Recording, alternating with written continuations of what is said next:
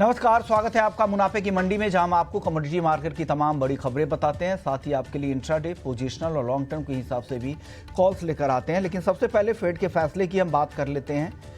और आज हमारे साथ आगे 5 मेहमान होंगे जो आपको अपनी रणनीति बनाने में कमोडिटी मार्केट में मदद करने वाले। मनोज जैन है पृथ्वी फिनमार्ट से, रवि देवरा हैं कुबरजी ग्रुप से, प्रथमेश माल्या हैं एंजल वन से।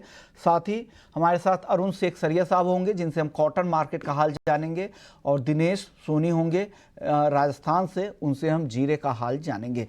सबसे पहले बात फेड के बैठक की करेंगे, क्योंकि फेड ने ये संकेत दिए हैं कि दिसंबर में ब्याज दरें बढ़ाई जा सकती है। उन्होंने ये भी कहा कि कब ब्याज दरों में कटौती होगी ना तो इस पर चर्चा हो रही है और ना ही इस पर फिलहाल मौजूदा माहौल में इस पर विचार तक नहीं हो रहा है।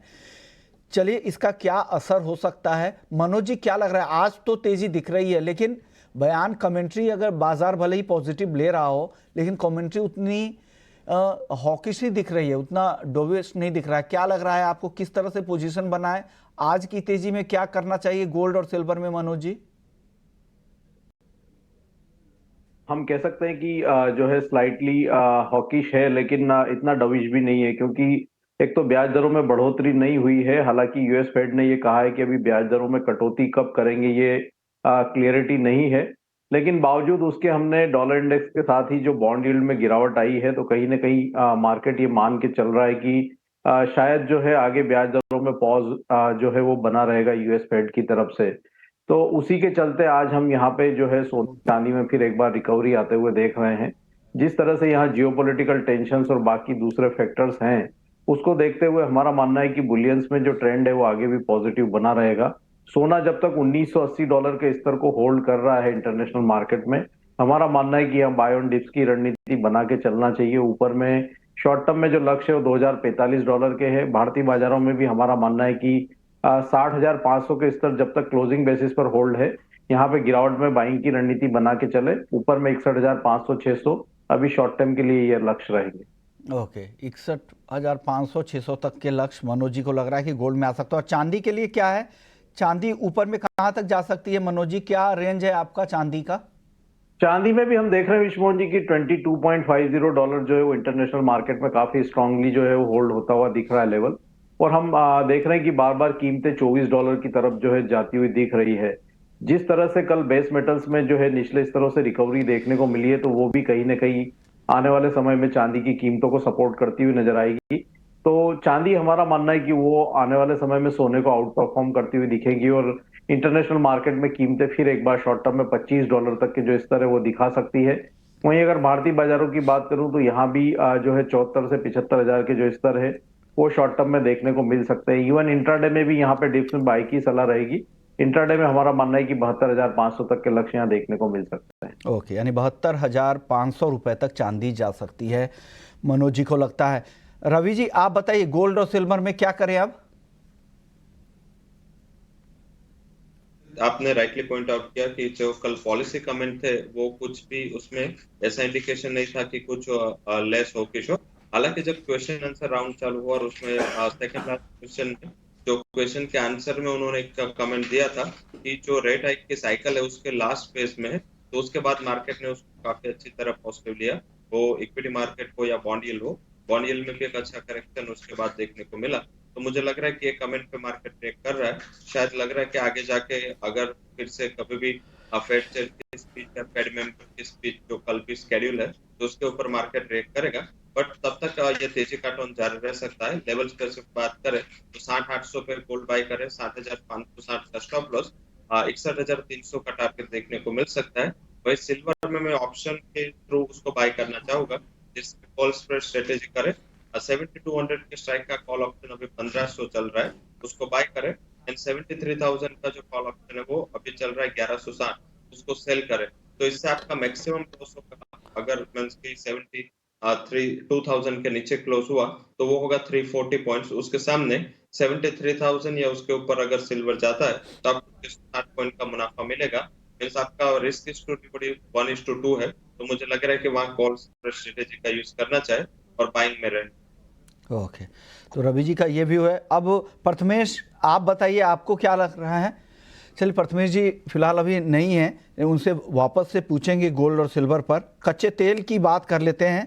कच्चे तेल में आज फिर से तेजी दिख रही है। मनोज जी, क्या लग रहा है ये तेजी कंटिन्यू होगी? और ऑप्शंस में अगर किसी को प्ले करना है तो क्या कॉल है? कच्चे तेल में वोलेटिलिटी काफी ज्यादा है, लेकिन एक चीज हम देख रहे हैं कि जो वॉर का रिस्क प्रीमियम था वो धीरे धीरे यहाँ पे नैरो होता हुआ नजर आया है और मार्केट वापस से जो है अपने बेसिक फंडामेंटल्स पे लौटता हुआ दिखा है। जिस तरह से कल हमने यूएस में इन्वेंट्री में फिर एक बार बढ़त देखी थी तो उसका भी असर कीमतों पर था।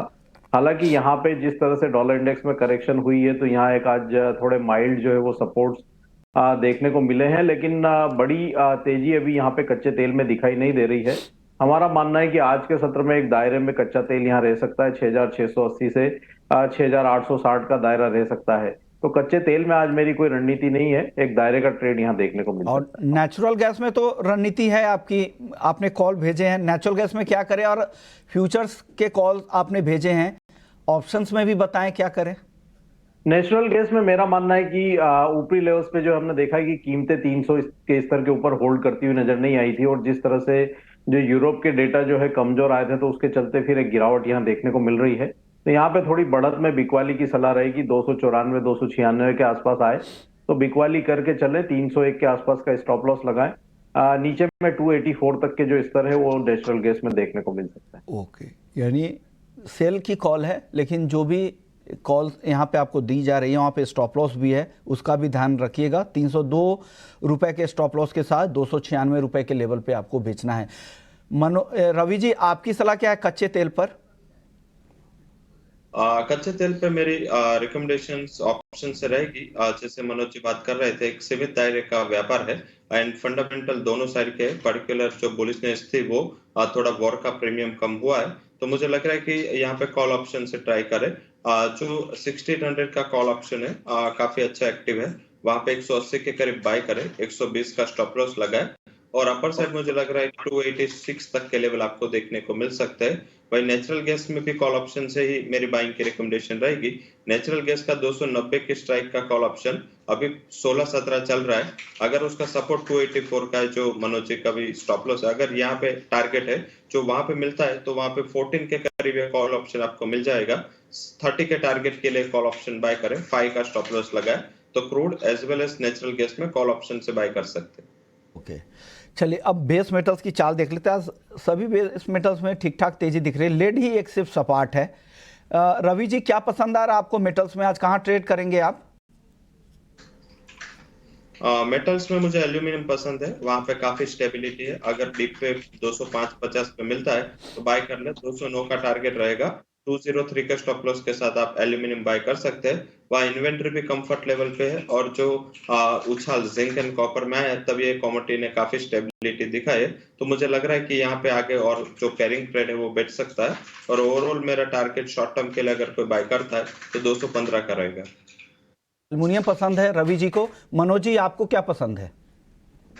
मुझे यहाँ पे कॉपर अच्छा लगता है विश्वमोहन जी। हम देख रहे हैं कि यहाँ पे हायर टॉप हायर बॉटम जो है वो टेक्निकली भी फॉर्मेशन होता हुआ दिखा है और जिस तरह से कीमतें भारतीय बाजारों में 700 के स्तर के ऊपर सस्टेन हो रही है, इवन एलएमई पे भी हम देखें तो कीमतें $8,000 प्रति मेट्रिक टन के ऊपर बनी हुई है। तो यहाँ पे पॉजिटिव मोमेंटम बना रहेगा। आज के लिए 707 पे बाइंग की सलाह रहेगी नवंबर वायदा में। 703 का स्टॉप लॉस लगाएं, लक्ष्य 1 से 2 दिन में यहाँ 715 रुपए का रहेगा। ओके, चलिए अब बात कर लेते हैं नवी मुंबई में बनने वाले देश के सबसे बड़े ज्वेलरी पार्क की। यहाँ पर जीजे ईपीसी द्वारा ये बनाया जाएगा और महाराष्ट्र की इंडस्ट्री मिनिस्टर उदय सामंत से हमने इस मुद्दे पर खास बातचीत भी की है। आइए वो सुना देते हैं आपको। नवी मुंबई जो हम कर रहे हैं वो एक पार्क कर रहे हैं बड़ा, और उससे ये इंडस्ट्री बढ़ेगी। देश की बड़े बड़े जो लोग हैं इसमें काम करने वाले वो यहाँ आएंगे और देश का अच्छा पार्क वहाँ बनेगा और उसको जो कुछ सहकार्य लगेगा उनको तो हम देने के लिए तैयार है और दे रहे हैं। सर, एक्सपोर्ट को लेकर जिस तरह के ग्लोबल लेवल पे चैलेंजेज है, क्या लग रहा है यहाँ पे आप लोग जो इंडस्ट्री की जो दिक्कतें हैं वो कैसे पूरा करेंगे ताकि वो ज़्यादा से ज़्यादा कॉम्पिटिटिव बन सके ग्लोबल लेवल पे? ये अच्छा क्वेश्चन है क्योंकि आज तक एक्सपोर्ट पॉलिसी नहीं बनी, तो अभी हम एक 15-20 दिन में एक्सपोर्ट पॉलिसी लेके आ रहे हैं जो ज्वेलरी के लिए भी रहेगी, पोर्ट के लिए भी रहेगी, यानी फिशिंग के लिए रहेगी, हर एक सेक्टर में रहेगी। और मेरे ख्याल से जब एक्सपोर्ट पॉलिसी आ जाएगी महाराष्ट्र में तो और ये बिज़नेस बढ़ेगा, हर एक बिज़नेस बढ़ेगा। एक्सपोर्ट पॉलिसी अब तक नहीं थी, देश में कहाँ भी नहीं थी। पहला राज्य हमारा है जो एक्सपोर्ट पॉलिसी करने जा रहा है, और उसके साथ हम एआई पॉलिसी भी कर रहे हैं। आर्टिफिशियल इंटेलिजेंस की जो पॉलिसी है वो भी देश भर में कहाँ नहीं है, वो हम करने जा रहे हैं। क्योंकि अभी देखो यहाँ भी उसकी ज़रूरत है, एग्रो में भी ज़रूरत है, ऑटो में भी ज़रूरत है, तो उसका भी हम पार्क बनाने के लिए पुणे में कोशिश कर रहे हैं। कल ही मैंने जावकर करके ऑक्सफोर्ड यूनिवर्सिटी के जो डायरेक्टर हैं एआई के, उनसे मैंने बात की, तो वो यही बोल रहे थे कि हर एक सेक्टर में एआई की ज़रूरत है। जितनी अच्छी ज़रूरत है उतना उसका दूसरा भी एक पार्ट है, वो छोड़ दो, लेकिन ये सब इकट्ठा करके हम आगे लेके जा रहे हैं। और एक्सपोर्ट पॉलिसी भी आ रही है, और जेम्स एंड ज्वेलरी पॉलिसी जो पेंडिंग थी, तो आज ही हमने फाइनल किया है कि ये सब जो यहाँ के बड़े बड़े लोग हैं, उसमें जो काम करने वाले लोग हैं, उनमें से 3-4 लोग लेके ये 2 दिन में जेम्स एंड ज्वेलरी पॉलिसी ये भी महाराष्ट्र की लॉन्च होगी।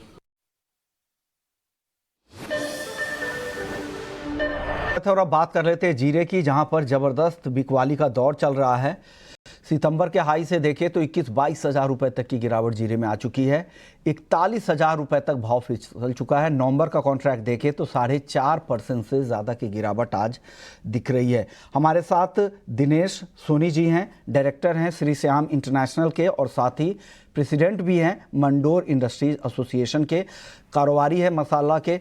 शुक्रिया दिनेश जी, आपने वक्त दिया। सर, क्यों गिर रहा है जीरा इतना? पिछली बार 50 के ऊपर था, आपसे बात हुई थी, गिर के अब 41 के आसपास आ गया है। क्या लग रहा है, कितनी गिरावट और दिख रही है आपको यहाँ पे? नमस्कार विष्णु जी। नमस्कार सर। मैं कह रहा हूँ सर, एक्चुअल में ये जिस गिरावट जो चल रही है वो मेन तो अभी जो नए सिरे से जो गिरावट आई रही है उसमें क्या है, जिन्होंने फाइनेंशियली जीरा पे ले रखा है उन लोगों की बिकवाली है। जिन लोगों ने भी आड़तियों के पास स्टॉक ने माल रखा उनकी डिपॉजिट पूरी हो रही है, तो उनका माल काफी लेवल पे बिक रहा है। बाकी ये दहशत का माहौल है, जितनी मंदी मेरे को लग रहा है अब कहीं न कहीं एक्सपोर्ट और डोमेस्टिक दोनों सपोर्ट इस वीक के अंदर कहीं न कहीं आ जाएंगे, तो वह बाजार थोड़ा रुकना चाहिए। अभी जो लेवल बन गया है मेरे हिसाब से ये सेफ जोन है, इसमें अभी कोई नया ट्रेड अगर अपन करते हैं यहाँ से 5-10 रुपए किलो से ज्यादा हमको मंदी अभी इन भाव में लगती नहीं है। ओके, अब यहाँ से आपको ज्यादा गिरावट नहीं दिख रही है। क्या लग रहा है सर, हाजिर में भी इसी तरह की गिरावट है या वायदा में इस तरह की गिरावट दिख रही है? नहीं, वायदा के ज्यादा गिर जाने की वजह से हाजिर के अंदर जिन्होंने माल स्टॉक रख रखा है और फंडिंग ले रखी है, उन लोगों की पोजीशन बिकॉलिंग के अंदर आड़तियां खुद माल बेच रहे हैं उनका, उसी वजह से थोड़ी दहशत ज्यादा है। मैं ऐसा मान रहा हूँ। डिमांड को लेकर क्या स्थिति है फिलहाल जीरे की सर? डिमांड अभी थोड़ा एक्सपोर्ट भी कमजोर है और डोमेस्टिक भी वीक है। कल थोड़े एक्सपोर्ट के थोड़े व्यापार थे और मेरे को लगता है ये जो लेवल बन गया है इंडिया में वर्ल्ड वाइड सबसे लोएस्ट लेवल है, तो 2-4 दिन ये 10 तारीख तक हाजिर महीने की एक्सपायरी का सेटलमेंट भी लमसम हो जाएगा। मेरे को लगता है दिवाली से पहले जो भी लो बनना है 2-4-5-10 रुपए का घटने से ज्यादा हमको जगह लगती नहीं। अभी इन भाव में कहीं न कहीं सस्टेन कर जाएगा, उसके बाद में थोड़ा रिकवरी आना चाहिए। ओके, रिकवरी कहां तक? क्या वापस से 50 के ऊपर जीरा जा सकता है क्या? नहीं सर, इतनी बड़ी तेजी आपको अब जीरे में बहुत मुश्किल लगती है सर। मेरे को लगता है ज्यादा से ज्यादा 450-60 रुपए तक ये जीरे जा सकता है, इससे ऊपर अभी तेजी इसमें नहीं है सर। ओके, यानी 45,000 की उम्मीद आप कर रहे हैं सर। शुक्रिया दिनेश जी, आप कुछ कहना चाह रहे थे? सर यही कह रहा हूं, जैसे अभी जो लेवल बना हुआ है उसमें जो दहशत का माहौल है उसकी वजह से ही थोड़ी बिकवाली ज्यादा है, लेकिन हो सकता है 2-4-5 दिन के अंदर कहीं माहौल सुधर जाएगा तो थोड़ा एक्सपोर्ट का भी ग्राहकी निकलेगा और डोमेस्टिक भी निकलेगा दिवाली बाद में। ओके, तो आपकी बातों से 2-3 चीजें साफ है। एक तो यहाँ से बहुत ज्यादा गिरावट नहीं दिख रही है, 45,000 के आसपास जीरा वापस से जा सकता है, लोअर लेवल पे बाइंग आएगी। और जो भाव है, जो इंडिया में अभी भाव है जीरे के, वो पूरी दुनिया में सबसे कम अब हो गए हैं, तो ये एक बढ़िया है कि हो सकता है कि यहाँ पर इस भाव की वजह से वापस से डिमांड बढ़े और एक नई तेजी भी दिखे। लेकिन बहुत ज़्यादा तेजी की उम्मीद अब नहीं करेंगे, क्योंकि बुआई के जो आंकड़े इस बार रहने वाले हैं, अनुमान इस तरह का लगाया जा रहा है कि पिछले साल से डबल बुआई इस बार हो सकती है। शुक्रिया दिनेश जी, आप वक्त निकाला आपने। अब मनोज जी, आप बताइए क्या करना चाहिए मसालों में? जीरा पर सबसे पहले बताइएगा, इस गिरावट में क्या करे, खरीदारी करे? नहीं, बाइंग से तो अभी दूर ही रहना चाहिए। एक 42,800 का सपोर्ट था विश्वमोहन जी, वो भी आज यहाँ टूटता हुआ नजर आया है। तो अब 42,800 के नीचे बने रहने पर अगले जो लेवल्स नीचे की तरफ के आ रहे हैं वो 40,300 और 38,700 के हैं। तो अभी यहाँ पे और थोड़ा पैनिक जो है वो बना रह सकता है। मसालों में हमें यहाँ पे धनिया ज्यादा पसंद है। धनिया में पहले भी 7,400 तक के लक्ष्य दिए थे, वो हासिल हुए थे। अब फिर एक बार यहाँ पे 7,300 में जो है बाइंग की जा सकती है। 7,180 के स्टॉप लॉस है। लक्ष्य यहाँ पे 7,520 का रहेगा। ओके, यानी आपको धनिया पसंद है, धनिया खरीदारी की सलाह मनोज जी की तरफ से आ रही है। अब रवि जी आप बताइए क्या सलाह है आपको, छोटा जवाब दीजिएगा मसालों पर। जरूर से धनिया में ही मेरी रिकमेंडेशन होगी। लास्ट वीक में भी मैंने धनिया एंड टर्मरिक दोनों में बाय दिया था। मुझे लग रहा है धनिया बाय करें 7270 के करीब, 7200 का स्टॉप लॉस, 7400 का टारगेट। टर्मरिक 13,880 के करीब बाय करें, 13,700 स्टॉप लॉस, 14,200 तक के लेवल आ सकते हैं। धनिया और हल्दी में आप खरीदारी की सलाह दे। जीरे में क्या हो रहा है सर, तो जीरा बेच दे क्या रवि जी? जीरे में मुझे लग रहा है कि अब जब तक ये मार्जिन, अभी शायद एक्सचेंज का मार्जिन भी बढ़ सकता है जिस हिसाब से वोलेटिलिटी आई है। अभी एक आध दिन और वोलेटिलिटी ऐसी रही तो मार्जिन बढ़ सकते हैं, तो शॉर्ट में और प्रेशर आएगा। तो मेरे हिसाब से वहां से दूरी रहे। अगर 40 के बिलो मिलता है तो मेरे हिसाब से वहां पे कॉन्ट्रा कॉल के लिए सोच सकते हैं। अदरवाइज ये प्रेशर है वो शायद बरकरार रह सकता है, और 42 के करीब आता है तो फिर से वहां पे बिक वाली भी की जा सकती है। ओके, यानी या हो सकता है जिस तरह की वॉलिटिलिटी है आपको नए मार्जिन, स्पेशल मार्जिन वगैरह भी लगाया जाए, तो इससे अच्छा है कि बेहतर रहे इस कॉन्ट्रैक्ट से। अब बात कर लेते हैं कॉटन की, जहां पर दबाव दिख रहा है। 58,000 प्रति कैंडी तक भाव आ चुका है। महीने भर पहले ये 61,000 के ऊपर था और अब देखिए 58,000 तक MCX पर भाव आ चुका है कॉटन का। हमारे साथ बात करने के लिए अरुण सेखसरिया साहब हैं, MD हैं DD कॉटन के। सर, CI का अनुमान आया था कि 295 लाख गांठ कॉटन उत्पादन का अनुमान है, जो 15 साल में सबसे कम आंकड़े हैं, लेकिन उसके बाद भी दाम लगातार नीचे ही जा रहे हैं। क्या वजह आप देख रहे हैं अरुण जी? नमस्कार जी। देखिए, जहाँ तक CI के फिगर्स है, CI ने जो एक एस्टिमेट दिया है फॉर द 23-24 क्रॉप का 300 लाख के नीचे का उनका एस्टिमेट है, जो वाजिब है। और उन्होंने पूरा असेसमेंट करके सब स्टेट अथॉरिटीज, सब स्टेट एसोसिएशन से सहमति लेके उन्होंने नंबर आंकड़े दिए है। Now the main problem is कि भी हमने जो हमारी मीटिंग हुई थी लास्ट वीक में क्रॉप का एस्टिमेट कमेटी की, उसमें डिमांड की भी डिस्कशन हुआ था। बट जहां तक आंकड़े हैं, वो आंकड़े टेक्सटाइल कमीशन ऑफिस से या मिलों से आंकड़े बराबर पहुंच नहीं रहे। इसके लिए कंजम्पशन का फिगर 311 का ही रखा गया था, लास्ट ईयर का ही। बट मेरे हिसाब से कंजम्पशन काफी नीचे है, और कंजम्पशन अगर ये जो कंडीशन, प्रेजेंट कंडीशन कंटिन्यू रही, तो हिंदुस्तान के अंदर मिलों में कंजम्पशन मेरे ख्याल 22-23 लाख से ज्यादा की होने की संभावना मुश्किल है। ओके। और ये बाजार जो नीचे आया है, ये खाली एक ही कारण है, आपका डिमांड। 6-8-9 महीने से मैं एक ही चीज कह रहा हूँ कि डिमांड के बगैर कुछ नहीं हो सकता है। आप भाव ऊपर भी नहीं कर सकते हो, नीचे भी नहीं हो सकता है, और डिमांड जिस दिन नहीं, जब तक नहीं आएगी जब तक कुछ नहीं हो सकता है। ओके सर, CI में आप भी बैठते हैं, वहाँ कमेटी में आप भी हैं। जो आप लोगों ने मांग की बात की है कि मांग इस पर बहुत ज़्यादा नहीं रहने का अनुमान है, जो आप लोगों ने अनुमान लगाया था 311 लाख गांठ घरेलू मांग का, उससे कम रहेगी मांग, 300 के भी नीचे रह सकती है। आप लोगों की रिपोर्ट है कि यहाँ पर मिलों की मांग 280 लाख गांठ है, आप कह रहे हैं मिलों से मांग नहीं है, तो फिर ये मांग कब आएगी सर, ये मिलों की? अभी जैसे देखिए, आप 2 साल पहले लाख रुपया हो गया था, जब भी डिमांड काफी अच्छी थी और माल नहीं मिल रहा था। आज 50-55-55 हजार का भाव है, डिमांड बिल्कुल नहीं है, माल है, डिमांड बिल्कुल नहीं है। तो ये भाव के हिसाब से डिमांड बिल्कुल भी नहीं है। ये आप ग्लोबली देखिए ना, किधर भी जाइए, यूरोप में चले जाइए, USA में चले जाइए, कहीं पे भी डिमांड नहीं है। आज हिंदुस्तान को ले लीजिए, बांग्लादेश ले लीजिए, वियतनाम ले लीजिए, थाईलैंड, अपना ये इंडोनेशिया ले लीजिए, सारे के सारे जो वैल्यू एडिशन यूनिट्स है, जो गारमेंट के ले लीजिए, कपड़े बनाने के, स्पिनिंग के, they are working much below the capacity. कोई 50% चल रहा है, कोई 70% चल रहा है। तो ये क्या है कि ओवरनाइट कुछ हो रहा नहीं है। अभी आपका दिसंबर का ये क्रिसमस ब्रेक आना शुरू हो जाएगा, उसके बाद में पीछे जनवरी, फरवरी, मार्च में आपका चाइनीज न्यू ईयर आ जाएगा, पीछे आपका रमजान आ जाएगा। तो ये सब एक 6 महीने तक अभी मेरे को लगता है नहीं कि कोई इसके सुधार होने की संभावना है। क्या लग रहा है कितनी गिरावट कॉटन में यहाँ से और आप देख रहे हैं? देखिए, इंटरनेशनली जो गिरावट आनी थी वो अभी 79 सेंट्स का भाव हो गया है। हो सकता है 100-200 पॉइंट और नीचे गिर सकता है बाजार, ज्यादा गिरावट आने की संभावना नहीं है, because it is much below the production cost. और हिंदुस्तान में सबसे बड़ा मसला है ये MSP का। अभी फार्मर को प्रोटेक्शन के लिए MSP बनाई गई है, तो एमएसपी तो हिंदुस्तान के अंदर जो कॉटन के प्राइसेस है और इंटरनेशनल प्राइसेस में डिस्टॉर्शन बढ़ते जाएगा।